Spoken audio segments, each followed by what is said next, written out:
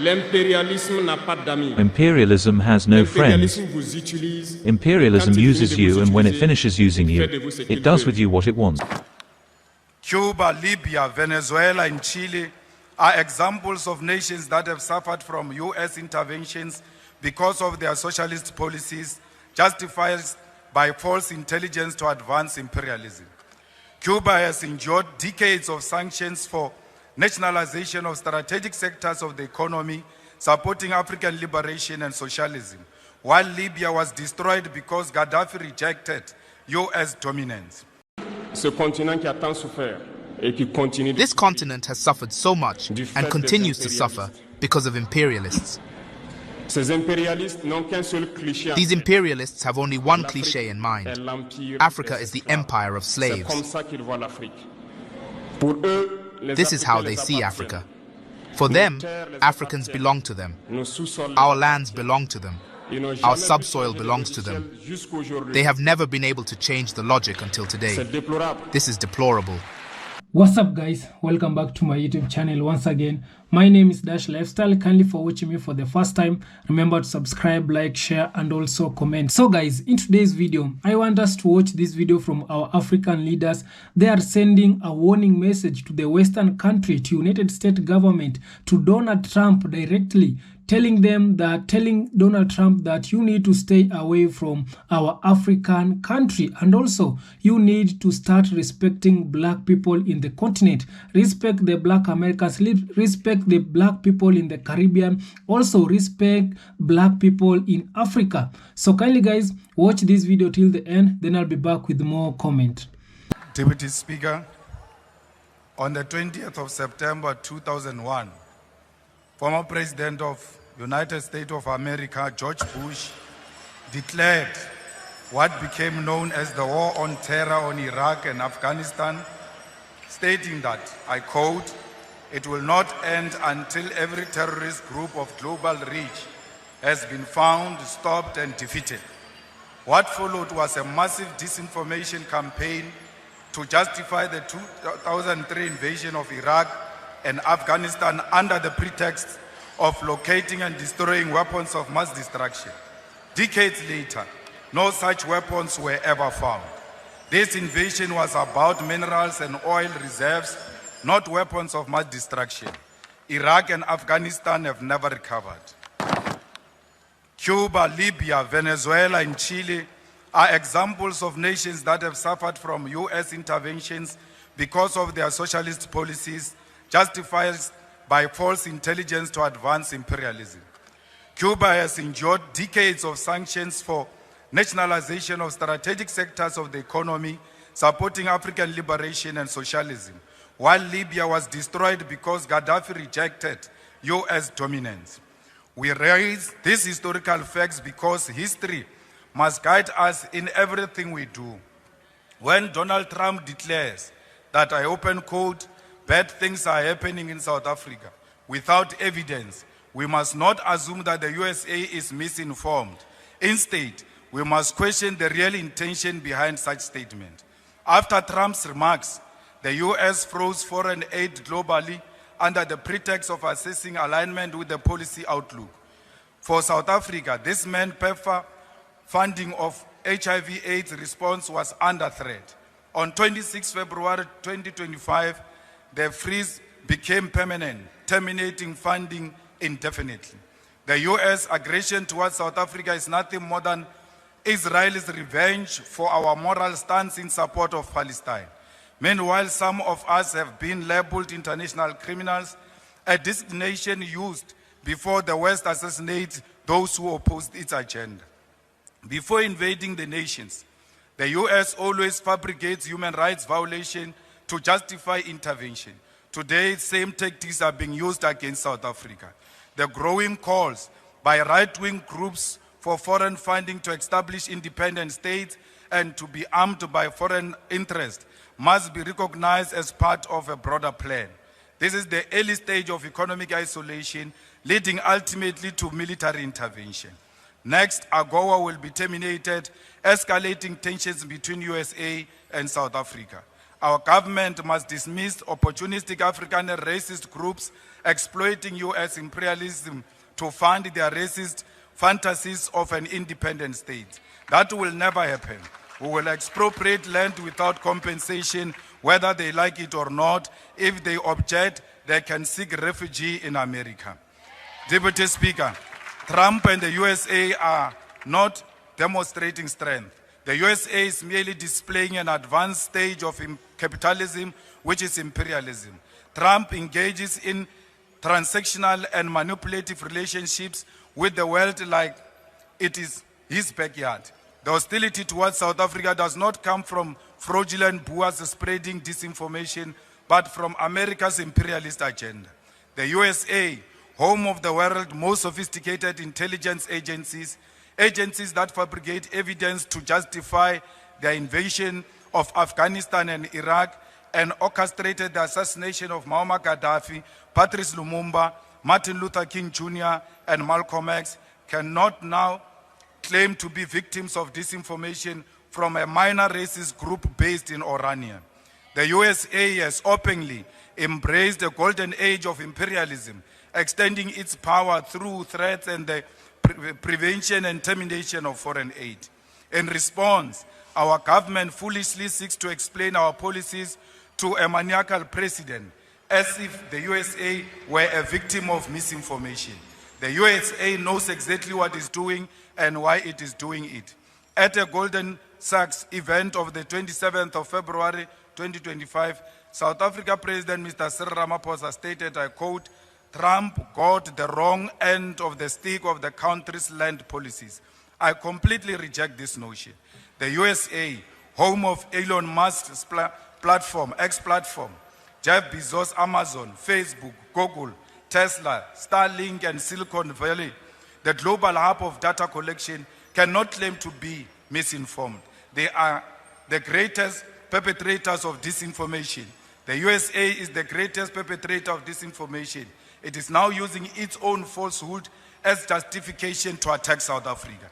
This government refused to acknowledge the real issues. We are being punished for supporting Palestine against apartheid Israel, nothing else. The USA does not believe there is a white genocide or land grabs in South Africa. These lies are useful tools to justify economic aggression and seek to weaken our moral authority to condemn Israel's genocide.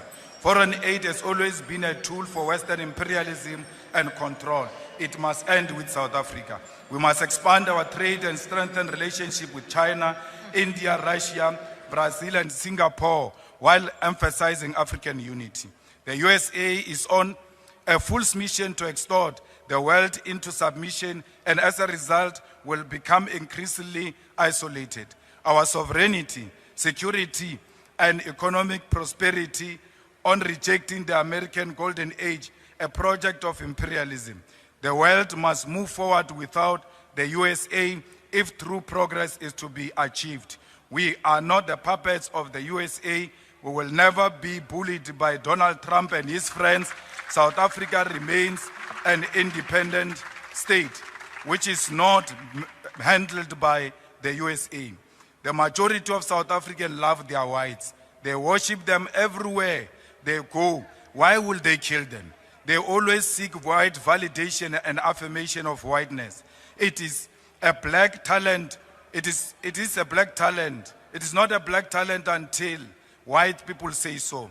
If it is a black skill or innovation, it is not until white say so. If it is black quality product, it will have to pass many hands before they endorse this product. Any political party without white endorsement will never receive any electoral support and financial support until white establishment says so. Like the Cuban people will never give up on our freedom against American imperialism. We must unashamedly continue to stand with Palestine and Russia. We are product of international solidarity. We are Palestinians and they are Africans. We will die shoulder by shoulder with Palestinian people. We will be buried next to their graves because no amount of American bullying and financial dictatorship will separate us. Not even death will succeed.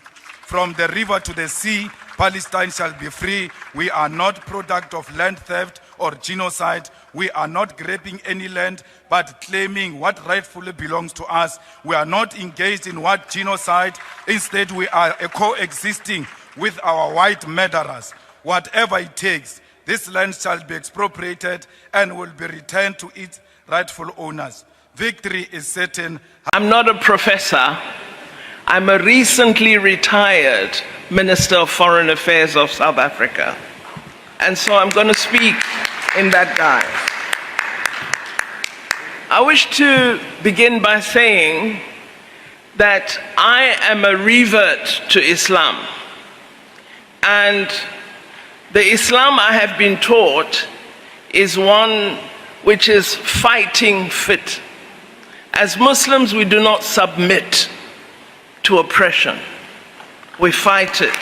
This is how I have been taught. So I want to begin by saying that I think it's vital when we discuss global politics that we do not appropriate a sanitized view of the West.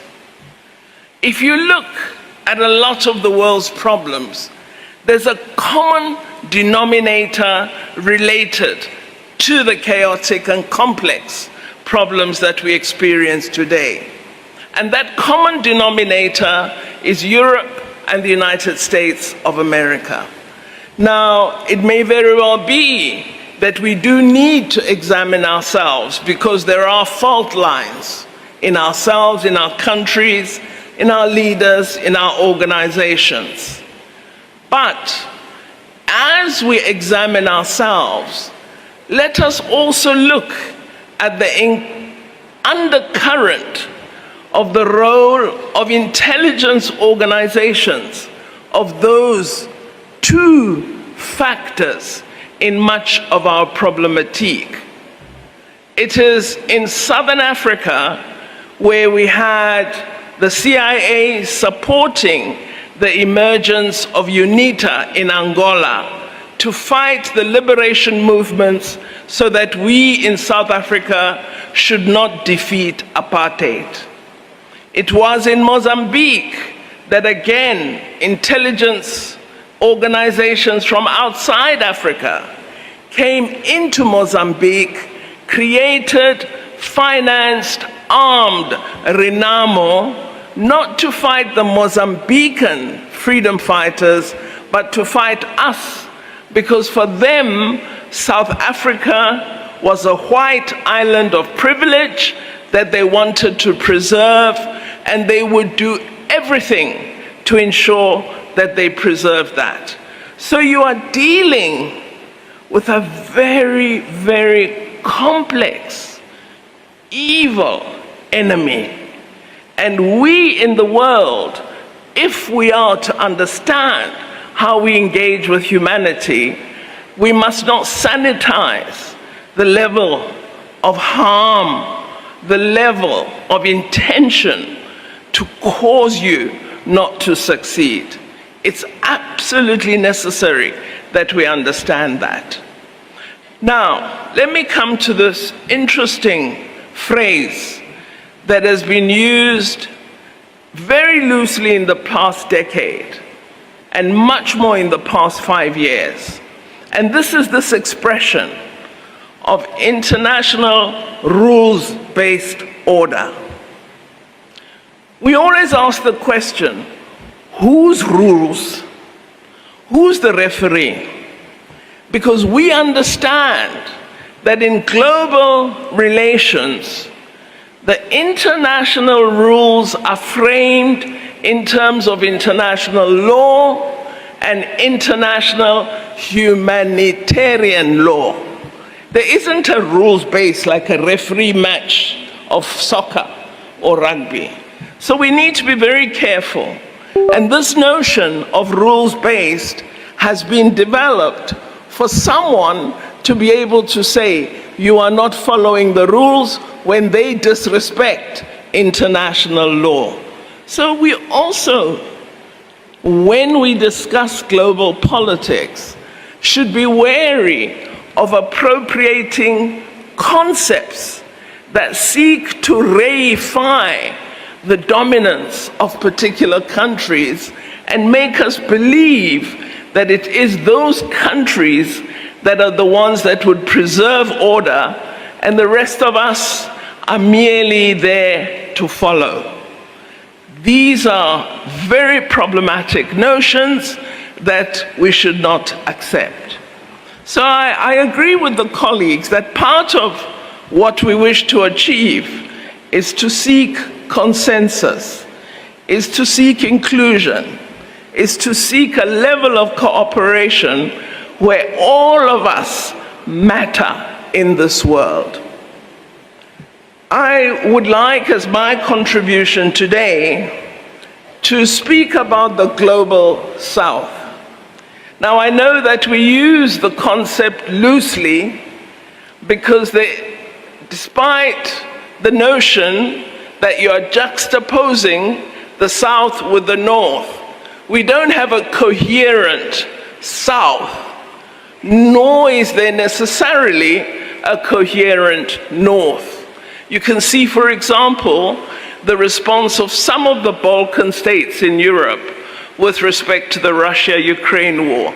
So there isn't a homogeneity of response. And similarly, when I refer to the global South, I do know that it is a concept that is not accepted by everyone, nor is it meant to create the notion that we are a homogeneous, coherent political force as countries of the South. But I do think it's a useful concept and one that we should use. So let me begin by coming back to Professor Fouaz's earlier comments this morning when he spoke about the current geopolitical environment being at an inflection point. And I absolutely agree with him on this. It's an inflection point that might lead to an emergent global set of relations that could be less hostile than those shaped by the powerful assertion of unipolarity that has been so dominant for over 70 years.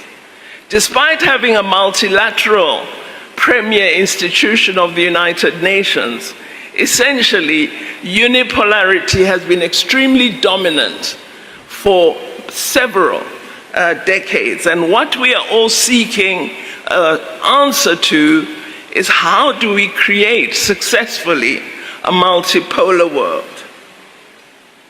We believe that geopolitical contestation has been somewhat laid bare by at least 3 significant events in the past 2 decades.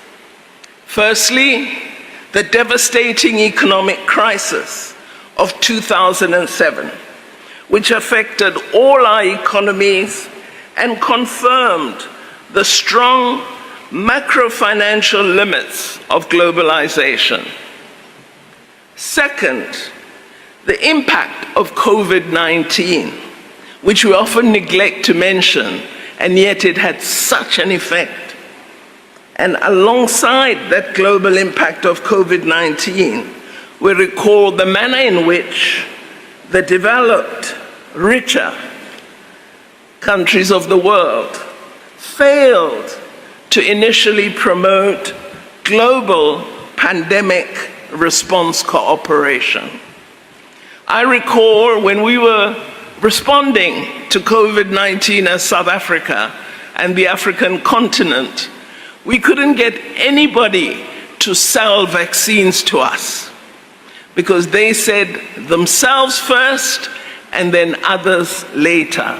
So we failed with global pandemic response cooperation, and countries that are richer than us, that had developed the science, were quite comfortable to see many of us in the South die and would not provide us with the support we needed to combat this pandemic. Then I think thirdly, we have the devastation of the Russia-Ukraine war and its confirmation of the inadequacy of the United Nations, and particularly of the United Nations Security Council. Linked to this war is the onslaught of Israel against the people of Palestine, and the failure of the global community to decisively intervene and stop this harm to Palestinians. A failure despite the existence of international law and international humanitarian law. Despite these frameworks that are designed and adopted by us, the nations of the world, to protect the innocent from harm, as the globe, we failed to assist Palestinians. So it is this confluence of events over a decade that has led to the problems we are speaking of today as we address global politics. So let me come to my country, South Africa. South Africa is a country that emerged from the devastation of apartheid, racism. And it emerged with the belief that it is the duty of leaders to seek peace for their people, for those that they lead. Out of the pain and ashes of apartheid, we have sought as South Africa to create a constitutional democracy that seeks to unite a once divided, diverse nation, and to create what we aim for, which is a democratic, non-racial, non-sexist country in which human rights belong to all and human dignity is the cornerstone of our constitutional foundation. South Africa strongly believes in our common humanity and in the obligation of all persons to engage in struggle against injustice and to unite in international solidarity to fight oppression. Our leaders went all over the world asking you, your leaders, civil organizations, Islamic organizations, Christian organizations, saying there's this evil called apartheid that we are fighting. Could you join us in solidarity in an international anti-apartheid movement? And in country after country, the people, not the leaders, the people said, we will join. Whatever way we can help, we will help. Even Yasser Arafat, under conditions of oppression, said as the Palestinian Liberation Organization, they will assist us in whatever way they can. This is why today, in international solidarity, we stand shoulder to shoulder with the people of Palestine. Because in our hour of need, they stood with us. And this is our understanding of international solidarity. And we believe we need this international solidarity as humanity in any instance where harm is brought to those who are oppressed.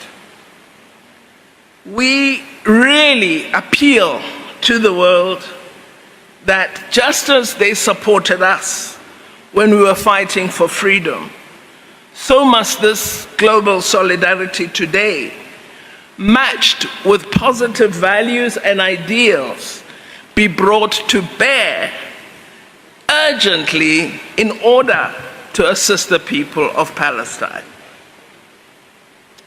The West European region and the United States of America are a powerful combination that the world has to engage with.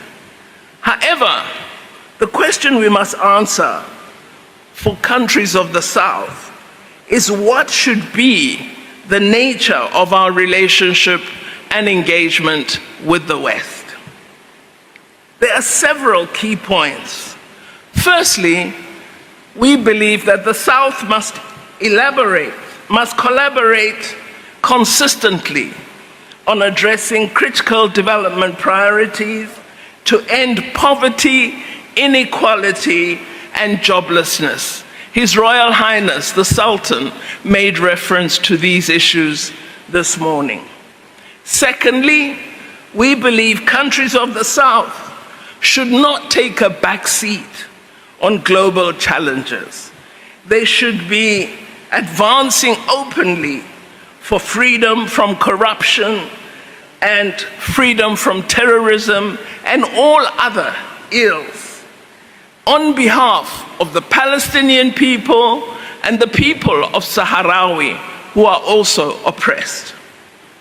Third, the South is the largest bloc in the United Nations, and yet it is the least powerful. The South countries should actively ensure reform of the United Nations system to make the UN Security Council more democratic and more effective. How can it be that only 15 countries believe they can assume responsibility for our peace and security, and 5 of that 15 can veto anything that doesn't address their interests? This is undemocratic, it's inefficient, and it has to be brought to an end, and it is us, the South, who must lead on that.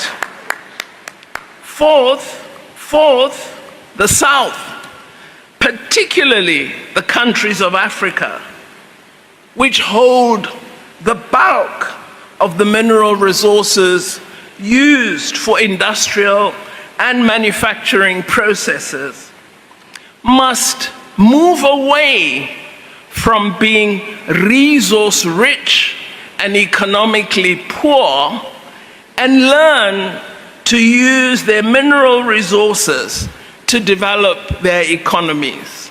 And it is if we cooperate as the South that we can ensure the industrialization of Africa and the development of a strong beneficiation and manufacturing base utilizing the rich wealth of mineral resources of Africa. In conclusion, I believe that this global moment offers the South an opportunity to lead in shaping a more consensus-driven, inclusive, development-oriented world in which the South has genuine influence.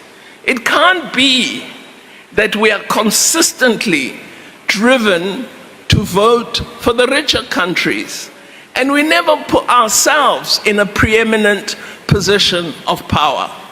The time has come for us to utilize our numbers to good effect, and we also have to begin as the population of the various countries of the South. We need to begin to ask ourselves, what's wrong with the kind of leaders we put in office? And it is time, if they do not address what needs to be done, that we change the leaders and ensure that we put into office leaders who can shape for the South a post-2024 world. I thank you very much for your attention. Assalamu alaikum. So guys, I hope you have watched and listened to that video from one of our African leaders, Julius Malema, and also Ibrahim Traore. I really love these two leaders from Africa because there are a few of those leaders who they fear nothing, and publicly they usually come out and send a warning message to the oppressors, to the Western country, because of how these Western countries, the things they are doing to our country. Julius Malema, he has come out and fair and without having no fear. He's telling Donald Trump that we as African people, we as a South African, as a country, we cannot be bullied. You know, this fight between Julius Malema and Donald Trump, it is not a fight which it has been started recently. No, Julius Malema, he has been calling out Donald Trump because of the things that Donald Trump is doing to the black people, because of Donald Trump policy. You can see what Donald Trump is doing. Donald Trump is deporting illegal immigrant. Donald Trump is deporting a majority of the black people in United States, and because of that, also it is making Julius Malema to see that Donald Trump is among those people who are really want to oppress the black people, who are making life of a black people difficult because of how the black people, they are now being treated in United States, because of how black Americans, they are being given less opportunity. There is no equal rights in all to the black people who are in United States, and because of that, Julius Malema is always not in a good terms with Donald Trump. And also, we know in a city in South Africa, we also have a group of white people. There is a place where it is called Forenia. This place in South Africa, it is only for the white people. You can imagine. There is a place in South Africa, here in the motherland, whereby the white people, they are living there, and they don't want black people to come. They don't want even a single black person to come and visit that place. They don't want a single a black person to come and have a land near where these people, they are living as a community, where these white people, they are living as a community. So this is to show you that these people, they are racist. Why are they coming to South Africa, here in the motherland, and they know that the people who live here in Africa, it is the black people. All this land which it is here in Africa, it belongs to the black people. These people that are coming here, they are acquiring land. Yeah, they are buying, they didn't buy this land because according to the story that it is there online, these people they remained during the colonialism. So after these people, they remained there, they made they give this their land a name, Forenia, and also they come up and tell the government that this is our place. We don't want a black person to come here. We don't want to see any black person living around this place. You can imagine, is this not racist here in Africa? And then you can tell me that these people, they are not racist. I'm even wonder how comes South Africa government, it has come and allow these white people here in Africa to have a land, and yet we black people, we cannot be allowed to own a land in their country. How come it has become possible for them to own a land here in South Africa, and then they are denying the black people to come and visit them? They don't want black people to live around. So these people, they are racist. This should be banned. These people, they should be taken to their home country. So this is tell you that because also of that, also Julius Malema, he has become very angry. And also another thing that Julius Malema, he has talked about, it is imperialism. And also another thing is about US aid, because we have seen Julius Malema and also Ibrahim Traore, he usually talk about imperialism. And also another thing which it is affecting us, our African countries, about this US aid, because majority of our African countries, they usually depend so much in US aid, and yet this US aid that these people, they are giving to us as a black people here in Africa, these people that are giving us, they are helping us with this their US aid, but in returns, these people, they want to control our leaders.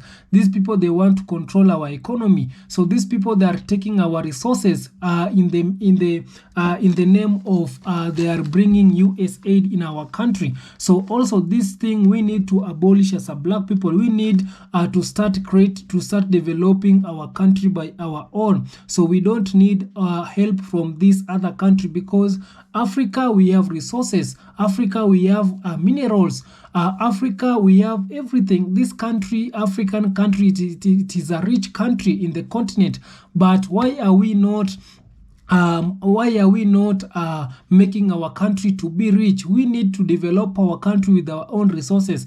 Our leader, it is now the right time to follow the footsteps of Julius Malema and Ibrahim Traore. You have seen what Ibrahim Traore has done in his country. In a short period of time, Ibrahim Traore has achieve a lot of things in his country. He has managed to kick out the colonialism, the colonizers. He has managed to create more jobs. Ibrahim Traore is making his people not to think about going to the Western country, because majority of us black people, we are always thinking about going out of our country to go in the Western country, because we believe that when we go to this developed country, to the Western country, we will make it when we are there, but we cannot make it while we are here in our African. So we need to change that mentality, and also we need to take our leaders, so that we need to make our leaders to create more jobs, because we have more resources, we have equipment, we have this African country, it is rich. We can do it better if we will be having leaders who they always think about the will of the people, not the leaders who are being turned to be puppet. So kindly guys, I don't want to talk too much. Subscribe if you haven't. Like this video, share, and also comment. See you on my next one. Bye bye.